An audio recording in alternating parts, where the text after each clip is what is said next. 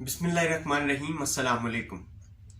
Viewers, मैं इकबाल आरिफ नकवी, आप YouTube channel देख रहे हैं। Economics relevance to business organisations हमारा आज का टॉपिक है।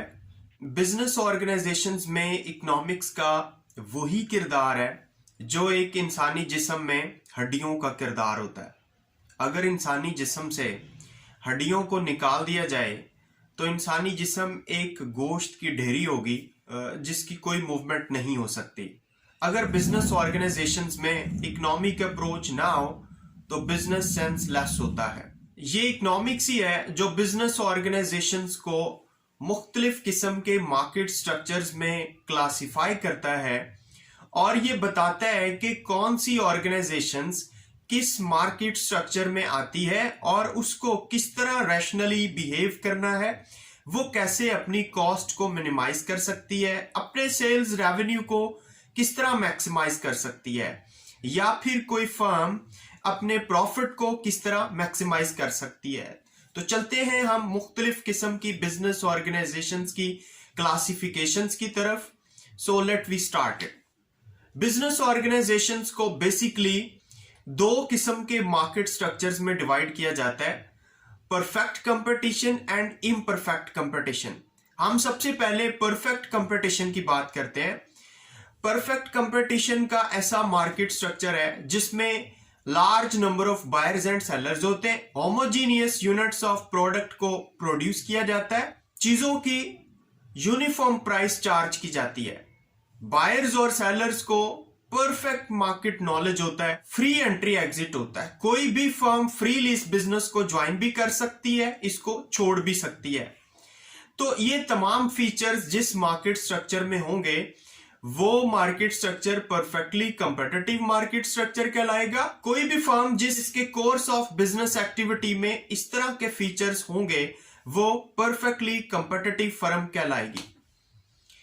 दूसरी टाइप हमने बात की इम्परफेक्ट कंपटीशन की। तो इम्परफेक्ट कंपटीशन को जब हम क्लासिफाई करते हैं तो इसकी फर्दर 4 टाइप्स हैं, जिसमें मोनोपोली है, जिसमें डोपली है, जिसमें ओलिगोपली और मोनोपोलिस्टिक कंपटीशन है। हम सबसे पहले मोनोपोली की बात करते हैं। मोनोपोली एक ऐसा मार्केट स्ट्रक्चर है जिसमें एक सिंगल फर्म एग्जिस्ट करती है। मार्केट के अंदर एक ही फर्म है जो अपनी चीज की सर्विस प्रोवाइड कर रही है, उसके अलावा कोई मार्केट के अंदर ऐसी फर्म नहीं होती जो वो पर्टिकुलर सर्विस प्रोवाइड कर रही होती है।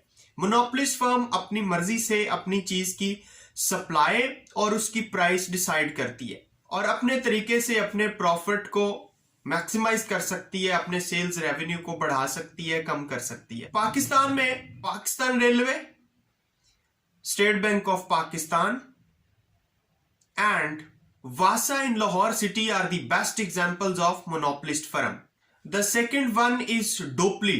ऐसा मार्केट स्ट्रक्चर है जिसमें पूरी मार्केट में ओनली 2 फर्म्स प्रिवेल करती हैं। जैसा कि पाकिस्तान में सर्विस टायर्स और पैंथर 2 ही ऐसी कंपनीज हैं, 2 ही ऐसी फर्म्स हैं जो कि टायर्स को पाकिस्तान में प्रोड्यूस करती हैं। तो ये डोपली की एक बेहतरीन एग्जांपल है। Third one is oligopoly. Oligopoly ऐसा मार्केट स्ट्रक्चर है जिसमें 3 से 13 फर्म्स एग्जिस्ट करती हैं।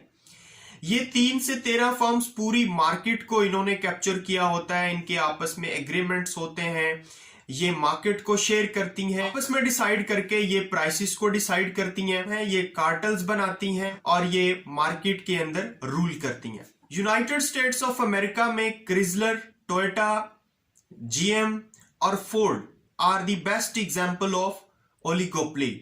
इसी तरह पाकिस्तान में क्यू मोबाइल, ओप्पो, सैमसंग और एप्पल ओलिगोपली की बेहतरीन एग्जांपल है।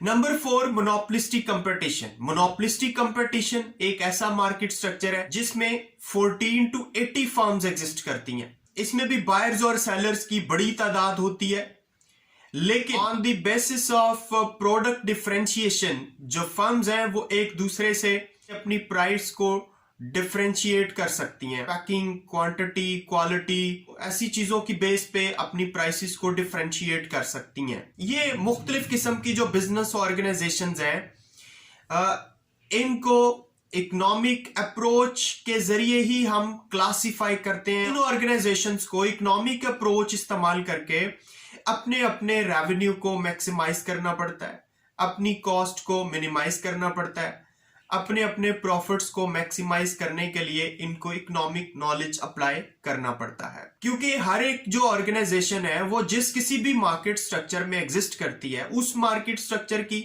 अपनी लिमिटेशंस है, उसकी अपनी बाउंड्रीज है, उसका अपना एक स्ट्रक्चर है। उसके अंदर रहते हुए इकोनॉमिक नॉलेज को अप्लाई करके ही वो अपने रैशनल डिसीजंस कर सकती हैं। This is what about the economic relevance to business organisations. अगर आपका इसके मुतालिक कोई फर्दर क्वेश्चन है तो आप हमारे कमेंट सेक्शन में लिखिए। अगर आपको वीडियो अच्छी लगी है तो लाइक कीजिए, शेयर कीजिए, और अगर आप हमारे चैनल पे नए हैं तो हमारे चैनल को सब्सक्राइब जरूर कीजिएगा। अगली वीडियो तक अपना बहुत सारा ख्याल रखिए। अल्लाह हाफिज। Thank you.